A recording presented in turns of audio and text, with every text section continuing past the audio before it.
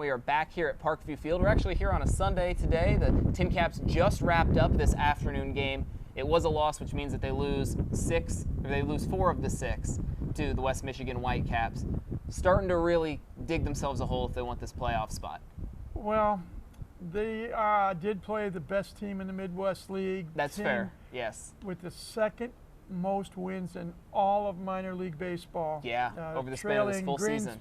Trailing Greensboro from the South Atlantic League by 1 win. Right. And the Whitecaps have it all. They do. They've got the pitching. They've got the hitting. Every time someone gets called up, they have a replacement. They started play on Sunday, leading the Midwest League in team hitting by 17 points, 265. Second best team earned run average at 3.34. Technically third best fielding team, although the fielding percentage was tied with the TinCaps at 978. But when you're in the top 3 in hitting, pitching, and defense, you're going places. And by the way, the Whitecaps and TinCaps tied for 3rd in most double plays turned this year as well. That factors into the defense. And you're right. We talked before we started recording about the fact that West Michigan had 3 of the, what was it, top 30 prospects, players I think, in all of baseball. Baseball. And, at least 2 in the top 10. And they all got promoted to Double-A Erie. And they haven't missed a beat. And I mentioned to you when the series started here in Fort Wayne last Tuesday. Right. 2 more highly touted prospects, including Seth Stevenson, who at the time was, if not the fastest runner, one of the 3 fastest runners in the entire league. Right. So 2 more highly touted prospects got promoted to Double-A. So that's 5 of the top prospects, not only in the Detroit system, but in all of minor league baseball. Yep, that are leaving this West Michigan team. That are gone from West Michigan. But they keep finding ways to win. And they're not missing a beat. Yeah. In the recently completed series with the TinCaps, TinCaps on 2 of the 6 games collected just 2 base hits in the game, including on Sunday. Right.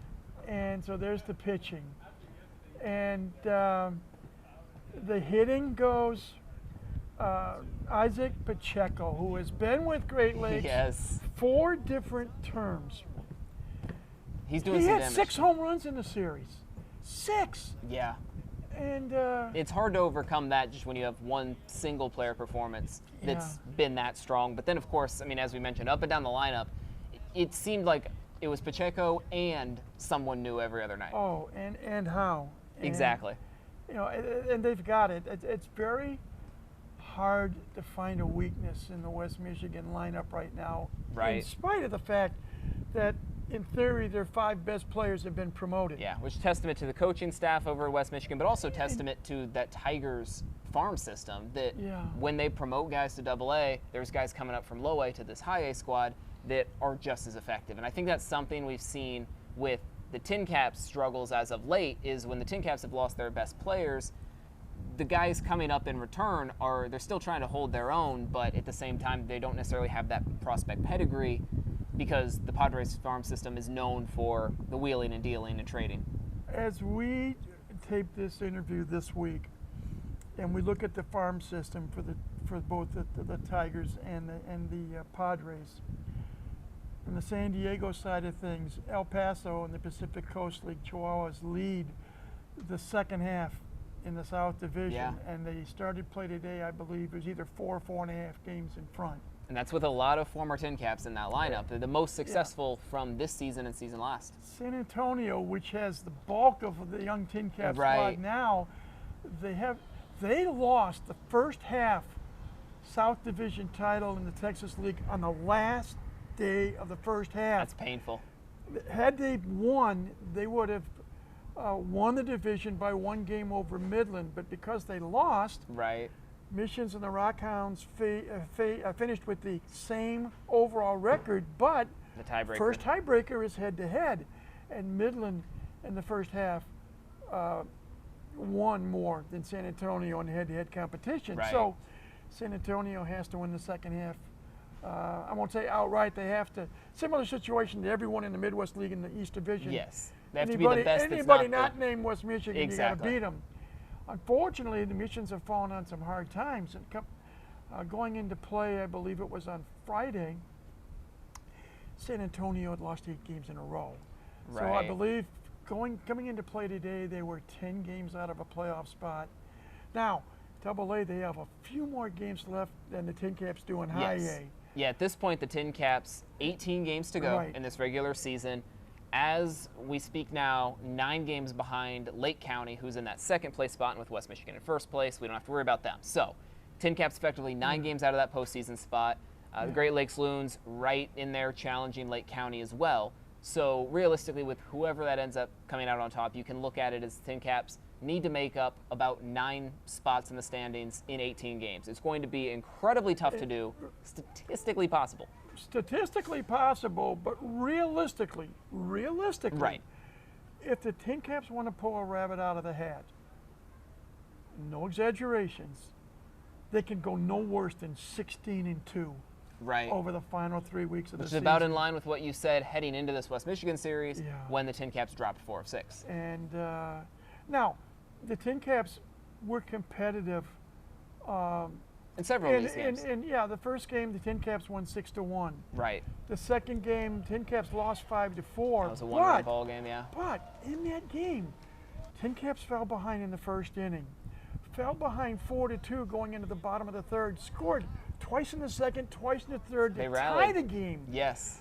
But to West Michigan's credit, they came right back in the top of the fourth. And then that bullpen a double, lockdown. A ground out, and a sacrifice fly. Scored what proved to be the winning run. Game ended 5-4. Yeah. So 2 competitive games on Tuesday and Wednesday. Then the Whitecaps flexed their muscles on Thursday and Friday. Won convincingly both nights. Saturday on Cancer Night here.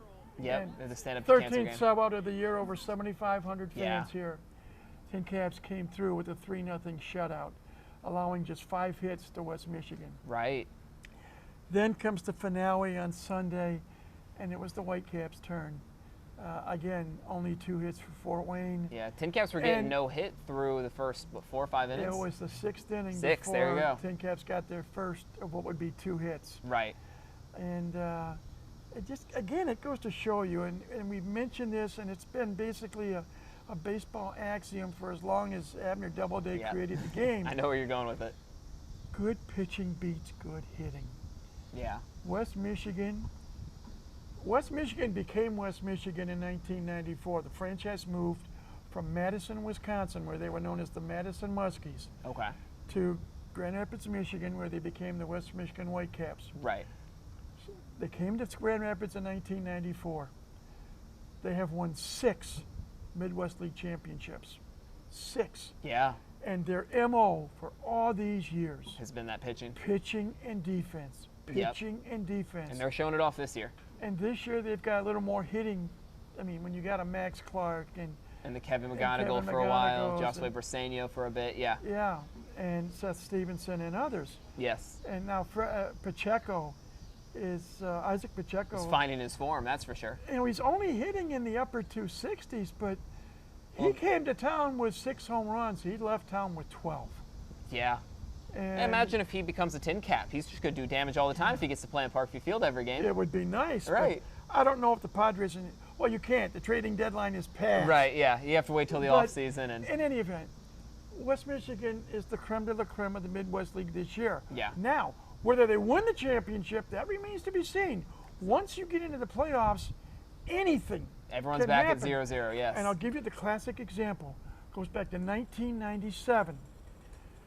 Then Fort Wayne Wizards. Right. Gained a playoff spot by being the second best team in the East behind West Michigan. West Michigan led all of minor league baseball in 1997 in wins. Yeah. It's the same year Seattle won 116 games. What a year for baseball that was.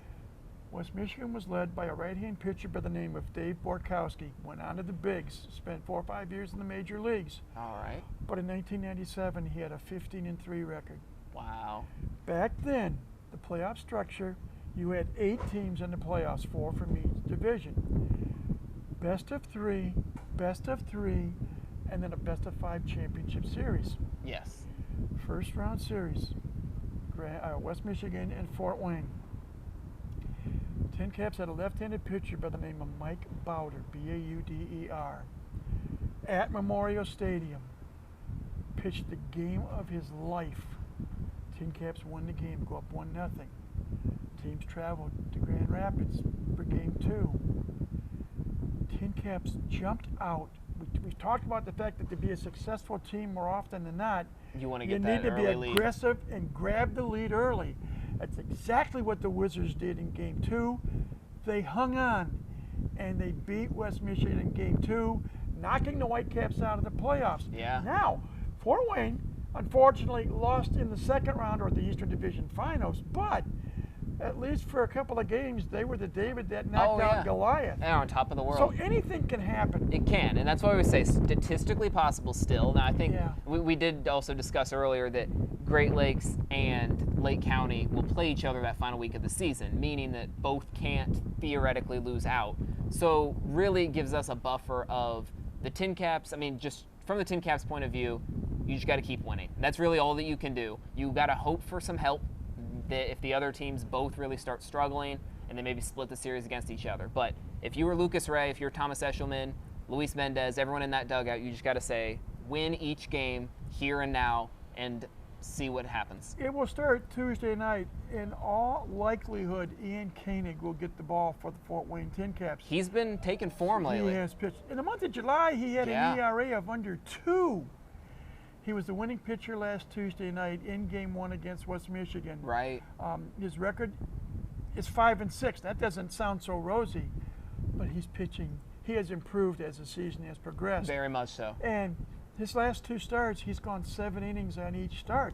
Right. His personal goal the rest of the way, and he'll get 3 more starts. Yep. He wants to go at least 7 innings in each of his final 3 starts this year. Yeah. He'll get the ball on Tuesday night. Hopefully the TinCaps can knock off Lake County. That hopefully will put a nice frame of mind in Fort Wayne going into Wednesday. Right. And we'll see what happens. If all goes according to Hoyle, Clark Candiati, who's been coming back and pitching more since being slowly on the injured building list, up. Yep. he should get the ball on Wednesday. Then we're not exactly sure the rotation. More than likely, Isaiah Lowe will get a start. Right. We've seen Gutierrez on the mound. Luis Gutierrez now is the Saturday night, moving it from Sunday to Saturday. Yep. And he has pitched. He pitched well on Saturday night. He's starting to find his form as well. He went 6 innings and has improved. So there are some starting pitchers that have the capability to keep the TinCaps in the game.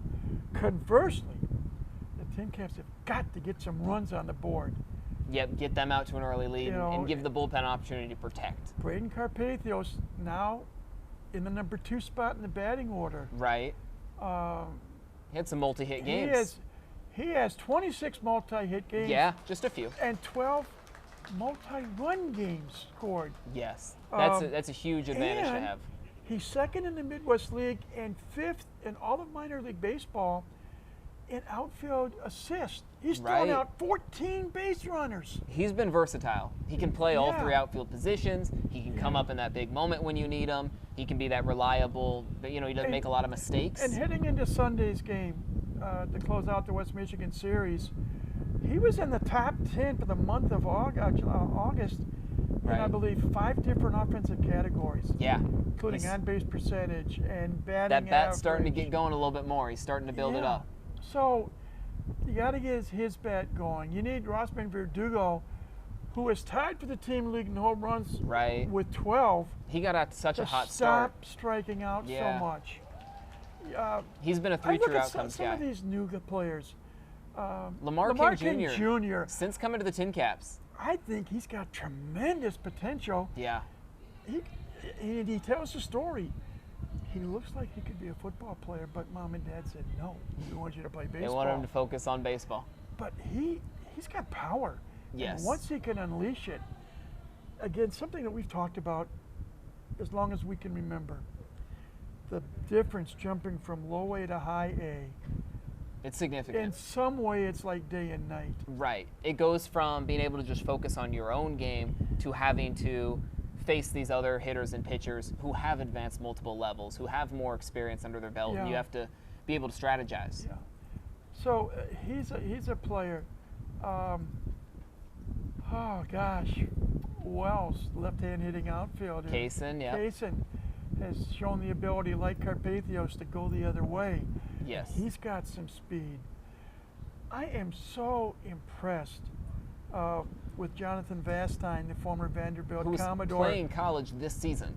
Oh, yeah, he's the runner-up for the Brooks Wallace Award Yes. for the best shortstop in college baseball. And now he's already at that high 4 level. years at Vandy, 3 years as a starter, multiple SEC all-conference player. Oh, yeah.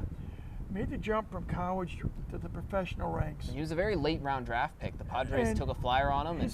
He's taken his lumps early on. Right. He's playing much better right now. Yeah, both offensively and defensively. The stats may not show it, but the proverbial eye test, if you want to call it, shows that he is ready for this high A level. And a lot of what we're looking at right now is guys who we will see back here in Fort Wayne to start next season. We hope. Yes, that's the idea, is that a lot of these players are getting their first taste. The future looms bright.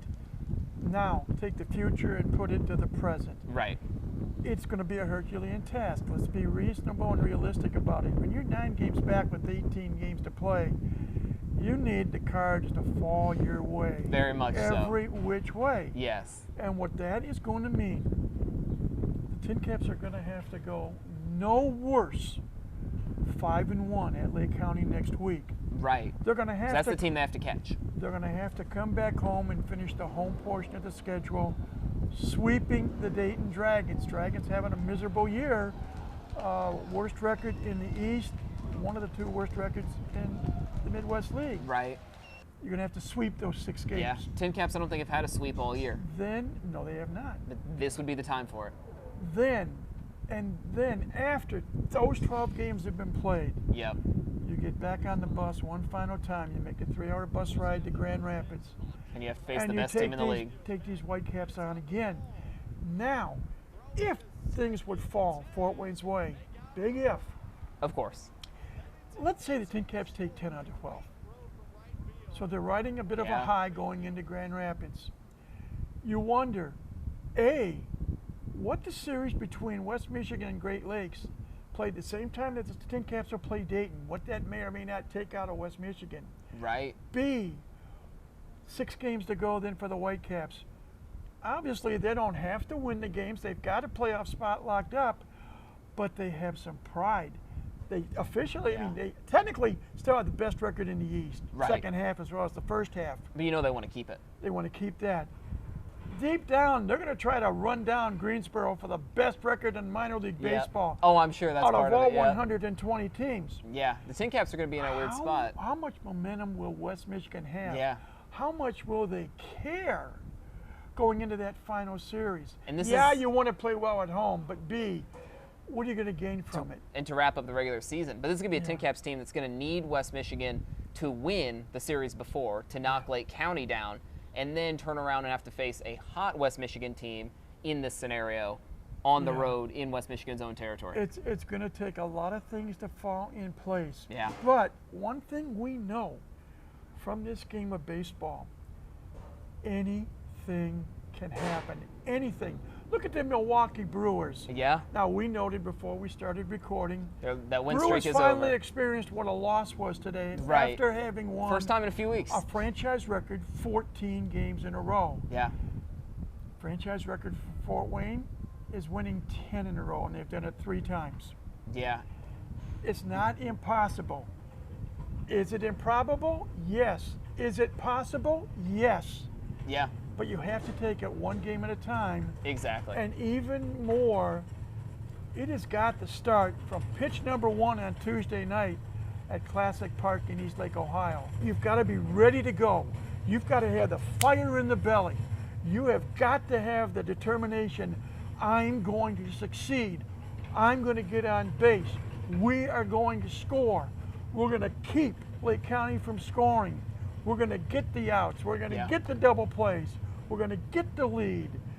And we got to maintain it. Yes. Maintain it. And you take it literally, we talk in the game of golf about you play it one shot at a time. Right. This is one pitch at a time. The ultimate goal for a golfer.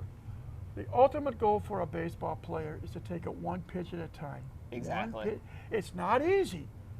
when you consider that Hall of Fame players make out 7 out of 10 times. Exactly. But there are those 3 differences where you can succeed. Right.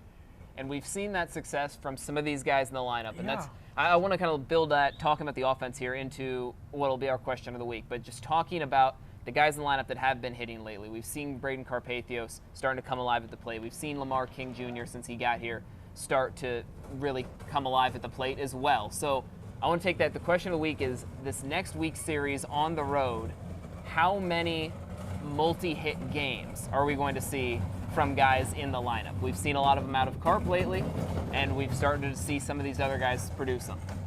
6 games, 9 players in the batting order. Yes. So you're talking about a potential of 54 multi-hit games. Right. I'm not expecting 54. Realistically, for the TinCaps to be successful, Yeah. they've got to be in double digits, and I would say they would have to have a minimum of 14 to 16 collectively. I can see that. Collectively, 14 to 16. Right. To be able to rack up all games. these wins next week. To be in a position where they can pick up these wins. Right. You're not going to win a game 1-0. You're not going to win a game when you only get 2 base hits. That's what happened in this series with West Michigan. Right. Not once, but twice. Yeah. You've got to get runners on base. You've got to be able to score runs with runners in scoring position. TinCaps near the bottom of the league in that category. Things have to change. And you go back to a phrase, it's a simple phrase, but it is so meaningful. How bad do you want it? Yes, and this is the series that And we're going to find that This out. is the series that has to happen. If the team comes out and drops a few right off the get-go to Lake County, then It might be over. Right. But You're looking from the rear view. You can't think about Dayton this week. You cannot think about West Michigan. Exactly. You can only think about Lake County. You get the first crack Tuesday night, top of the first inning, to inflict your damage and inflict pain on your opponent. And that's what Fort Wayne has to do. It's possible if they want it bad enough and they focus enough Yeah. and they concentrate enough, That's when things start clicking. and they can do it. Right. And the perfect example, yes, it's at the major league level. You have a Milwaukee Brewers team that is ruling the roost, best overall record in all of Major League Baseball. Yeah. Though they had a loss on Sunday, they had won 14 games in a row. Right. And that's because they just focused on each game at a time. And they had complete faith in each other. I heard an interview earlier in the week involving the Brewers where a couple of the players were saying, we come to the ballpark now expecting to win. We may fall behind early, but we know in our hearts that we can come back. Yes, and that's what the TinCaps are going to need at this point. Exactly what the TinCaps need. Yes. So it is possible. Yeah, and we just have to, We have to wait and see. Exactly. Well, that's the fun of it. We still got 3 more weeks of TinCaps baseball, and of course, Mike and I are going to be following it the entire time. We'll be back next week for another edition of TinChattin. In the meantime, thanks for watching. Mike Maz, I'm Drew Fry. We'll see you next time, and enjoy some TinCaps baseball while you can.